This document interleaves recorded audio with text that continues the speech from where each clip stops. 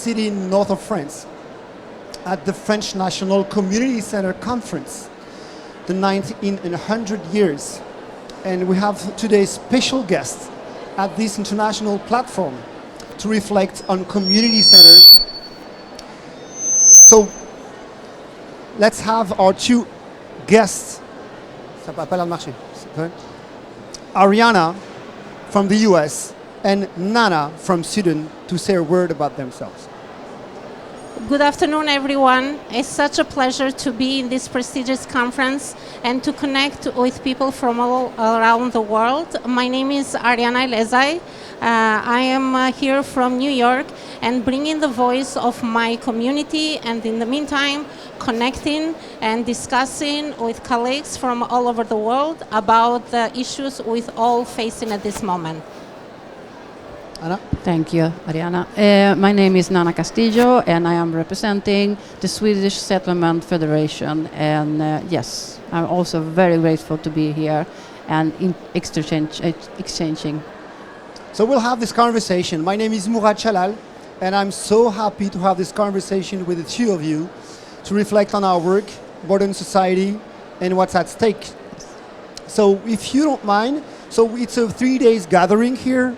Over 4,000 people from France, but also 100 members of the International Federation of Settlements and Neighborhood Centers. So we are all part of this network. 2 days ago, the conference started with a General Assembly of our International Federation.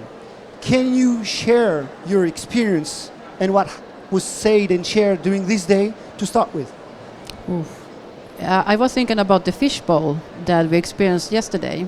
There was an interesting occasion where our North American colleagues taught us how to do a fishbowl experimental method. That is a way to talk about things that are really difficult to talk. For example, racism. And that was an experience that is welcome in many situations, and obviously also in Sweden, because we have the problem in Sweden that we don't want to talk about these issues, about racism.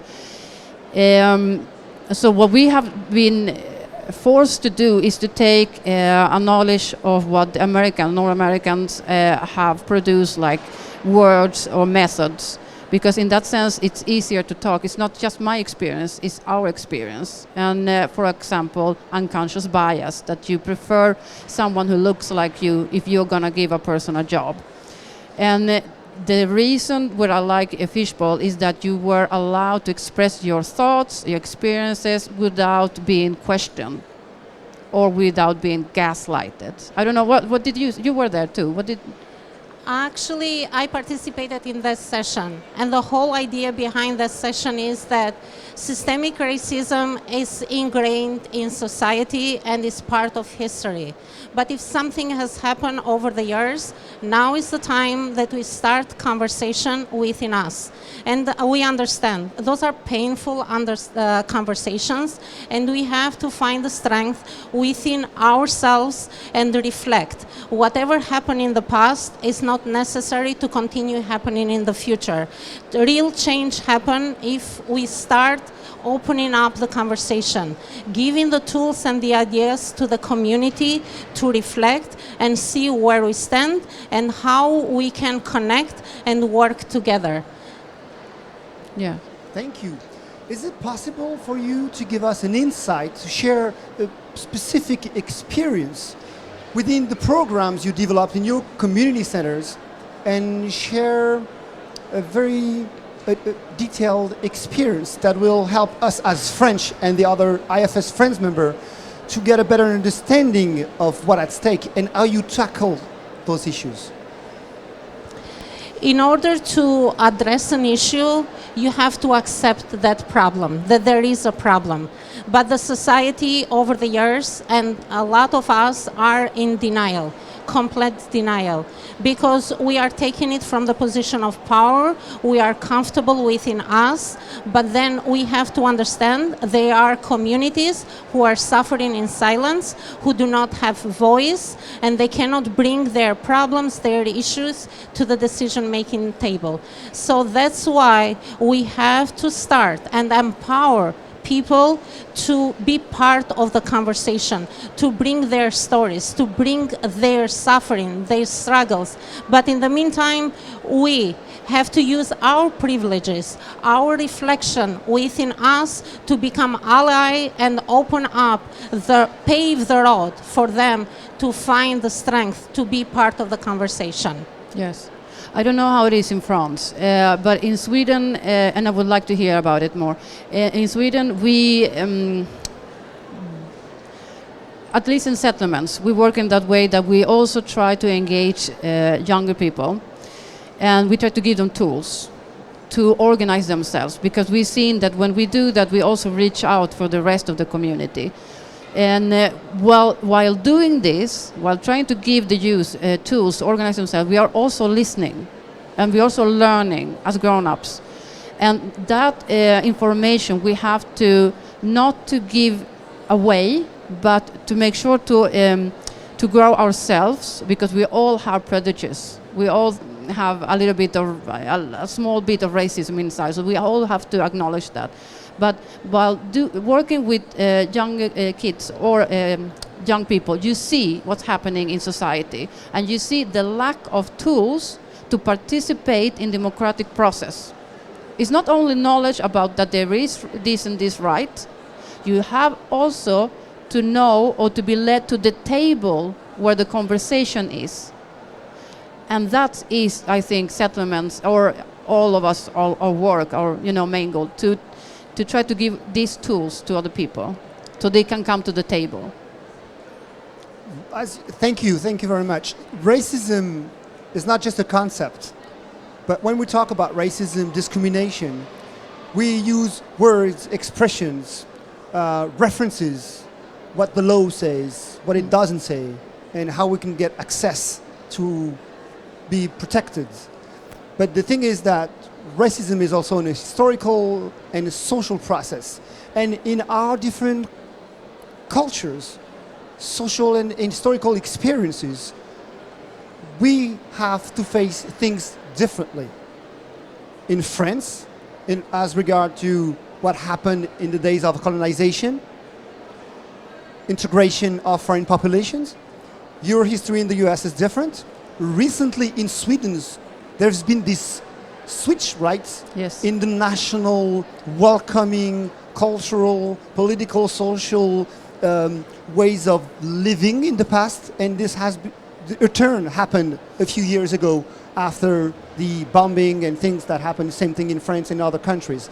So we all living the same difficulties. Our communities are facing the same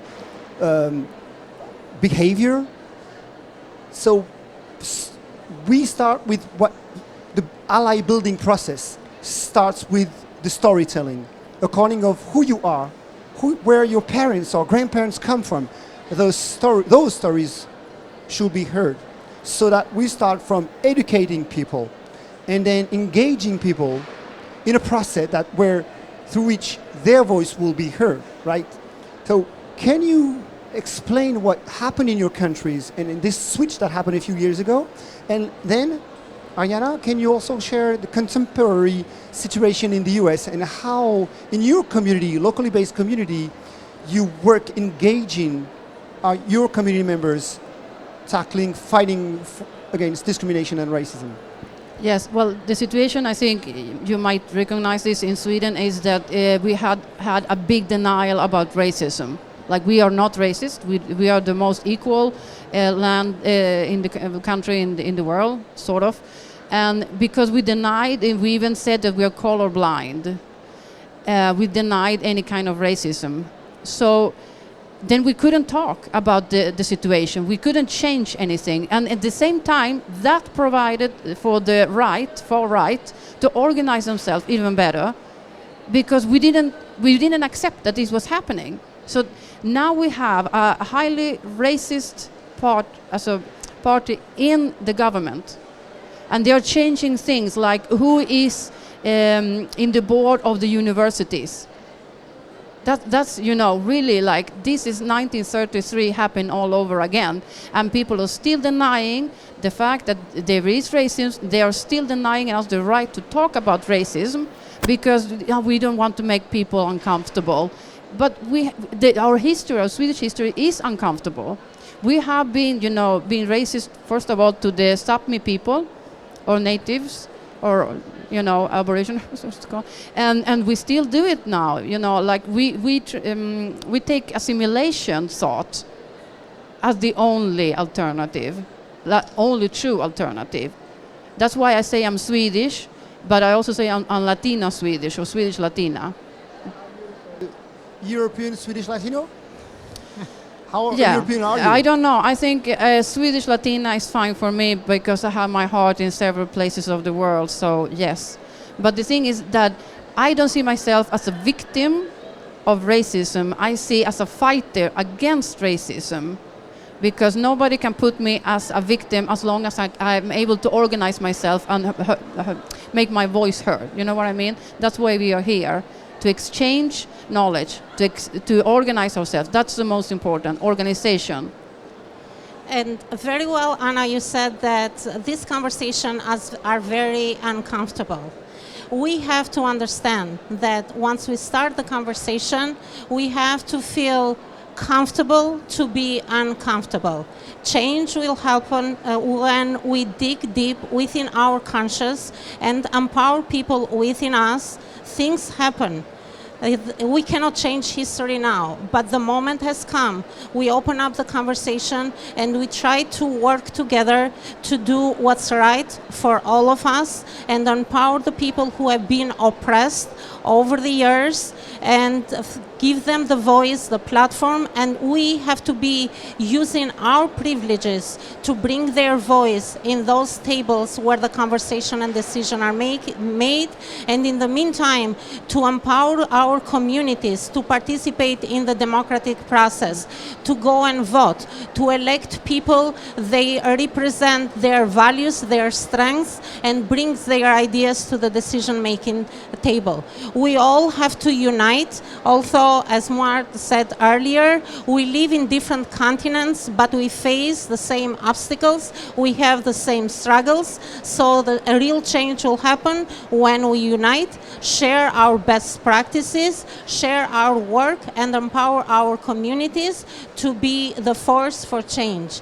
And in the meantime, like it's a French word, l'égalité, I'm sorry. Égalité, Liberté, fraternité, l'égalité, fraternité. So we all have to be together to bring the change, because this world we all live in has to move forward, and we are not going backwards.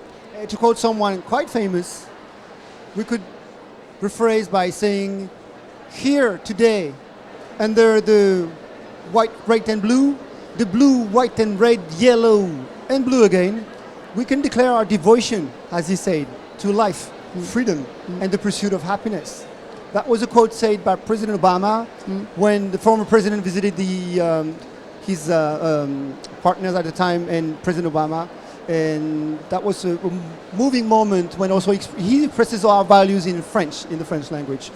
Maybe at this point, can we share something about the European Union? I work in a community center based called L'Axa in a city called Aulnay-sous-Bois. It's a city located in the outskirts of Paris. And the bulk of the population is mainly a popular place, right? Very welcoming,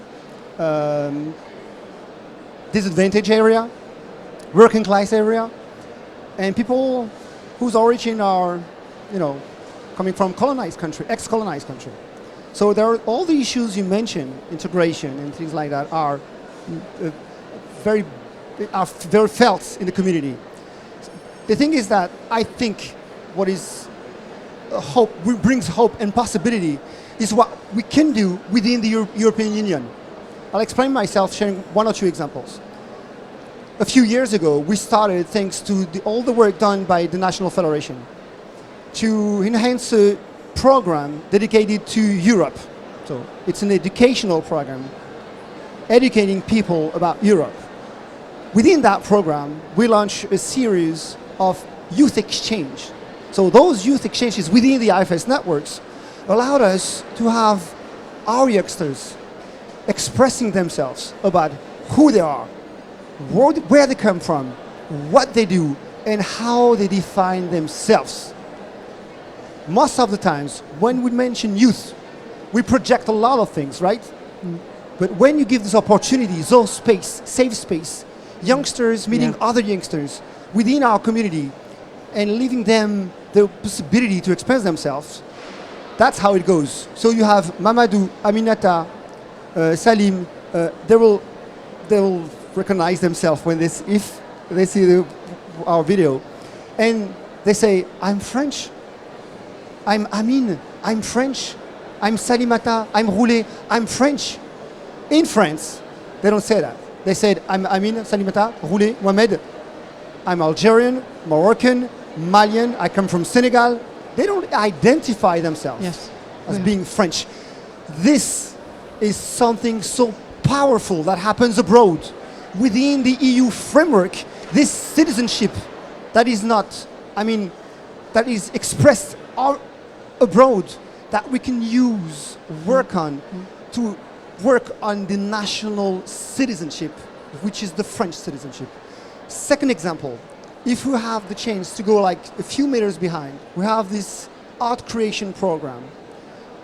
Last August, one minibus, one youth worker, 7 youngsters. They went to Budapest. So Aulnay-sous-Bois, near to Paris, Strasbourg, München, Vienna, Budapest, with this flag all the way, asking for people to express their views about peace, Europe, and the people, the respect of human dignity. So they collected those messages of support and hope. But the thing that happened is that they went to those European places, and the people saw, like, sorry to say, I hate those expressions, black and brown youngsters from community centers in the suburb of Paris. I did not expect us to enroll, advocate for peace within the EU framework. So the different meetings, conversation, exchanges that they had was so moving and powerful. They're here with our project, with this picture of a young Sofia, a 10-year-old Ukrainian girl who's living most of her life in the basement, in protection from, the bombing and everything. And so she's there. They draw the pictures of her face. She's part of that program. And we're connecting with our friends in Ukraine with this engaged program, putting youngsters first. So the identity, the fight against discrimination, fighting racism, as you said, starts with storytelling, and then is made possible by putting people, or actually in that circumstances, youngsters, they're making their voices heard and their actions told, shared, and expanded as far as possible. So I'm happy if you can then say a few words, meet the youngsters, write something on this flag, and maybe participate in the art project, and we'll share in that video. Maybe we could add the picture of the whole painting in the end. Yes, indeed. The younger generation is the one who we are starting and opening up the conversation, but they will be the one who will bring the change happening. They are the hope. So I always believe that there is a light at the end of the tunnel, but it's always a lot of work needs to get done. Us as elders, we have to teach, educate, empower, and in the meantime, the communities, like you mentioned earlier, is not you and us, or they and us. We are all in this together, and then united, we can bring change. Change does not happen overnight. We cannot be discouraged, but as long as we open up the conversation and have everyone take away and dig deep within their conscience and find in somehow, some way, the tools, the resources, how we can become useful contributors to this new narrative that is happening. So once we open up the conversation, once we dig deep within our conscience and empower other people, so it's always paying forward whatever was given to you. So it's like reach one and pull one. So it's always become that change agent, become that empowerer, give the tools and the strength within those black and brown communities who do not believe in themselves, because the society have made them believe that they are lesser than. Actually, they are as powerful as us. We are we have more things that connects us, more values that connects us than the skin of the color of the skin. We are not just the color of the skin. We are humans with values, hopes, interests, ideas. So that's why we have to connect with our values, interests, and ideas to educate each other and move this conversation forward. The conversation is open up. There is no going back. Let's move forward and bring everyone on board. Anna? Yes, I think, but the thing is, all of us who work with youngsters, they see through us. And they, they won't buy our narratives unless we have had to do our own work, in the sense that we all have to step up, and just ask ourselves, why do things look like they do? What is my role in it? How are we making this space safe to talk about these issues? And I mean, I know it's uncomfortable, to be the white person in the room and hearing all these experiences. I know, I understand that, but in that moment, you have a choice to either become a denier or be part of the solution through accepting, okay, now that I know, now that I heard, now I will ask myself, what can I do? So I think that before we start to educate each other, we have to ask each other, what is our role? How do we think? Why do we do? Not with shame. I don't want to provoke shame. I don't want to do the game blame. I just want to examine, and for that we have to have the talks, both in the living room and in these spaces. So I wish there would have been more of these kind of discussions here today or yesterday, and maybe there will be more tomorrow, because these affect our work so much, so deep. I don't know, always, am I wrong? And maybe I missed, maybe there are these talks here that I missed. I don't know, you have to help me out here. But just opening up the conversation maybe is a step in the right direction, but maybe we can use our privileges, maybe we can use our lived experiences to say sorry to the people who suffered. I understand that we cannot just ease their pain, but just being the ally, just offering our sincere, our sincere apologies for their suffering, maybe this could be part of the healing process. So if we start heal, then we start finding the power within us to bring the change. And we have to understand that we cannot, nobody will let us go to the decision-making table. We have to fight our way through there. So we always cannot be and stay in the sideline and say, the history have just judged us, have oppressed us. No, we are equal. We have powers, we have strengths, we are educated. We can energize our community to take the power within their own hands. So it's the beginning of a long journey. And thanks to your presence here at this conference, thanks to the fact that your daily fights and engagement in your communities, the fact that you're sharing your stories, your experiences here with 4,000 people is a part of that process. Our network is built upon strong and powerful connections. What can we do with this? How can we achieve our goals? Making through the different programs, conferences, workshops, the ideas that we share, the good practices that we share, and how working together makes it possible for us very locally to make a change. We cannot expect the change to happen overnight, but we never will give up and cannot give up on the work that we already have started. Everything will start small, within a very small community. Just like Anna said earlier, let's start around our dinner table, talk to our family members, and expand to our neighbors, friends, relatives, bring it to our community centers. And this way, let's ripple outwards. So this tsunami that has started, let's let it progressive worldwide rather than staying enclosed in one place, in one cocoon. These conferences are the platform where we all connect, share our best practices, exchange ideas, and learn from each other. I have tsunami on my right, maybe cold and winter and like ice places on my left, references.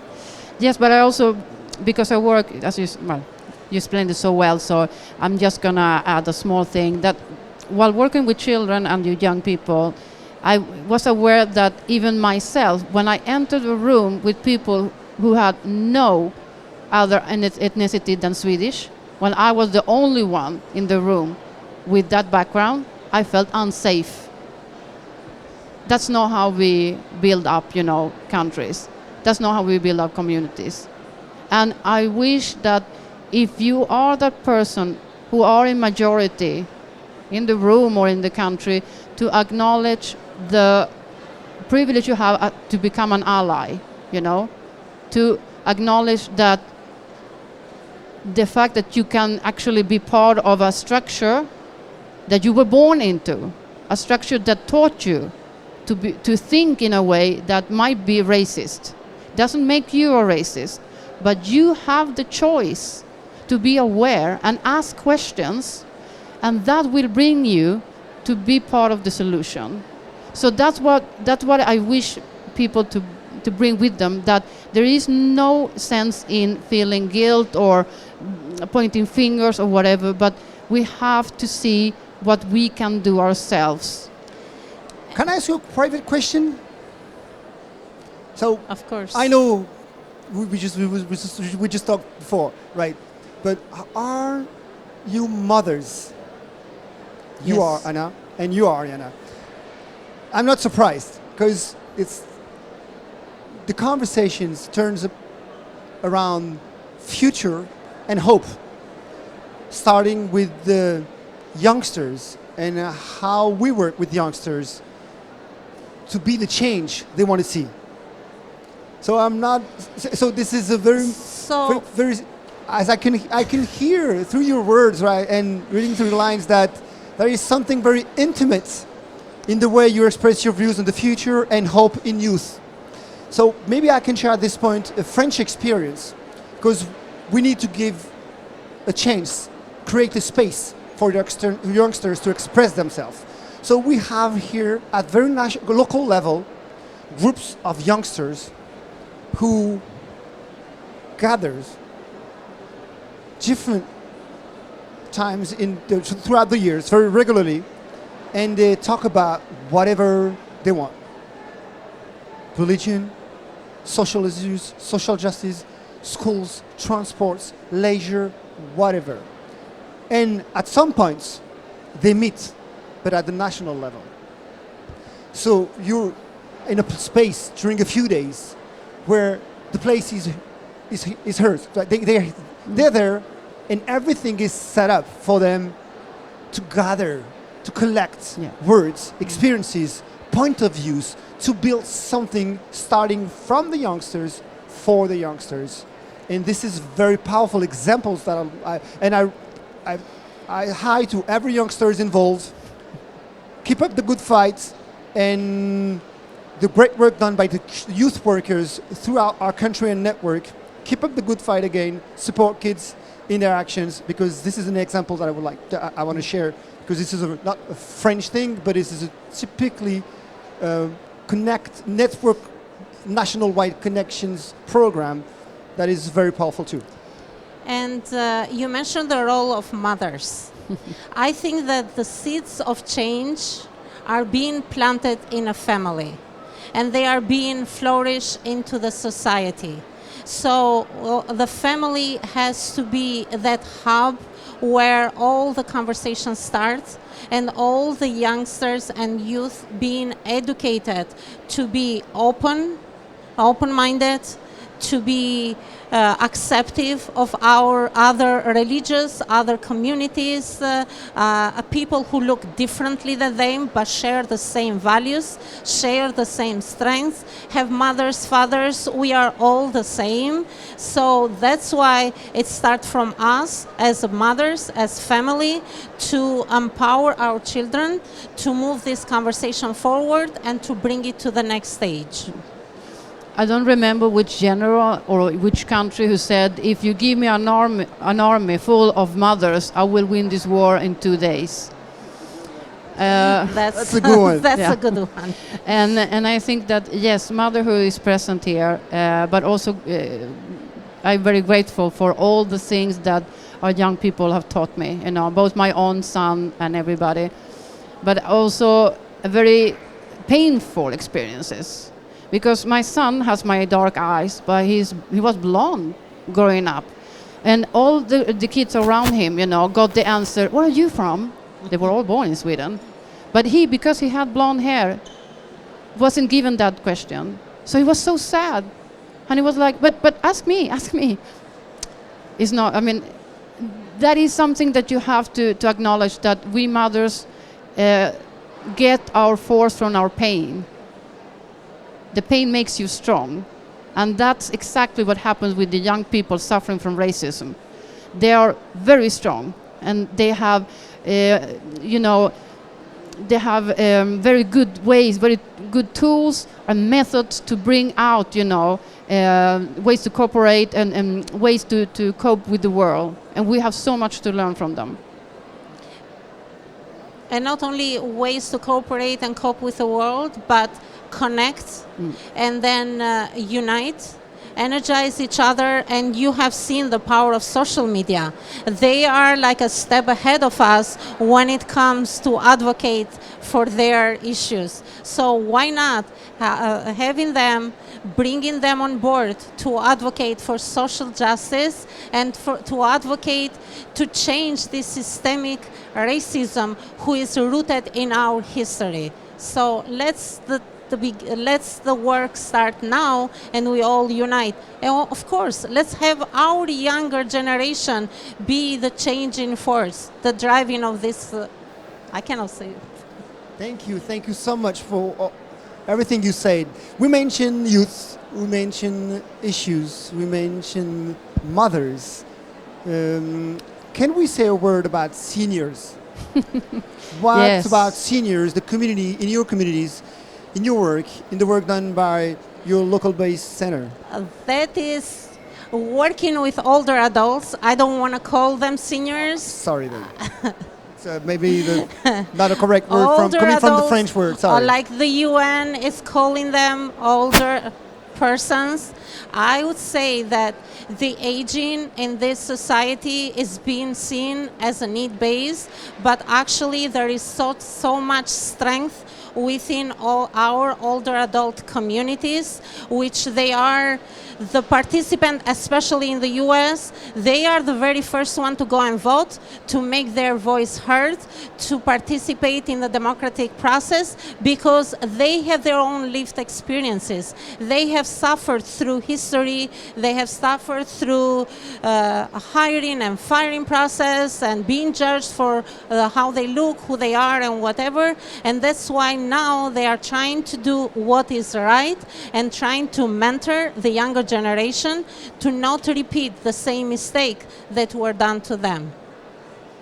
Anna? Yes, I have a beautiful story about this artist and the power of art in the sense that she did a documentary, audio documentary about an all, help me out here, LGBTQI plus person, a transsexual person.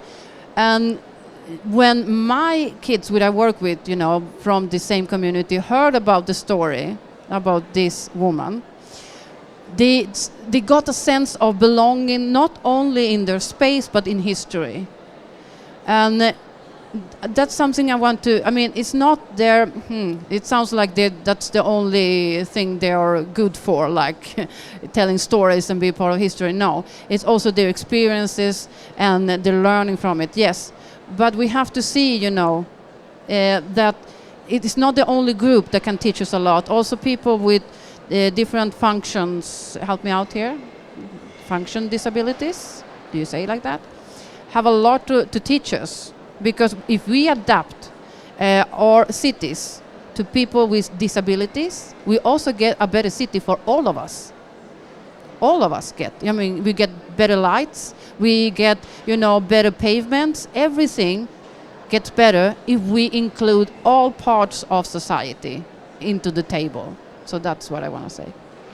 If I can share something very French, but you might have also lived and experience in your countries and everywhere around the world. Community centers' influence would not be what they are if it wasn't thanks to the older adults.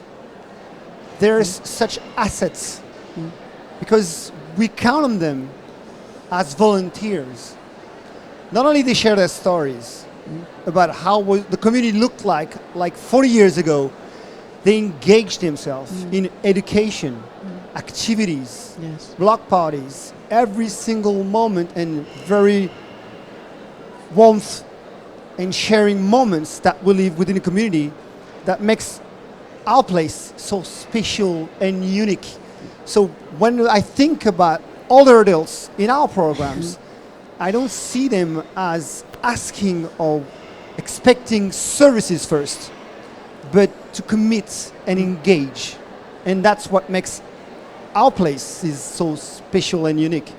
Actually, older adults are the assets of our society. They selflessly give their time, their energy, their experiences with the communities. So our strength, although we mention about youth, rely within them. They are the one paving the road for the younger generations to continue and bring the change. Yes. We have maybe a few minutes for last words, conclusion, each one of you, if you may.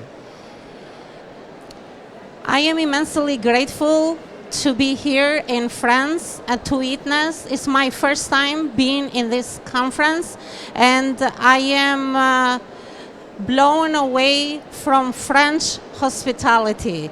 Honestly, I am immensely grateful for anyone I met here, from the mayor, deputy mayor of Lille, the president of the United Federations, the French Federation. Everyone opened their hearts, their arms to welcome this event, and even the people on the street. I felt so welcome. I felt so much at home. Thank you, friends. Thank you, everyone. Looking forward to the next event. Thanks, Ariana. Hannah? Yes, I would like to thank everybody for allowing us to do this exchange. Also Sophie, who's been, working 24/7, amazing woman. And I also would like to thank all the young people here that's also teaching us a lot, because that's actually what they will take over one day, and they are already teaching us what kind of world they want to live in. So it's, yeah. Thanks to you. Thank you for being here, sharing, building a stronger network. This event is so special. I had the chance to experience the one that took place in Lyon over 10 years ago. And this experience was a life-changing one. So I'm so happy to be here and live this experience with new members, new colleagues, new volunteers, new partners. And I'm sure that those moments will help us go bigger, better, faster, and more. And thank you also. And the larger the coalition,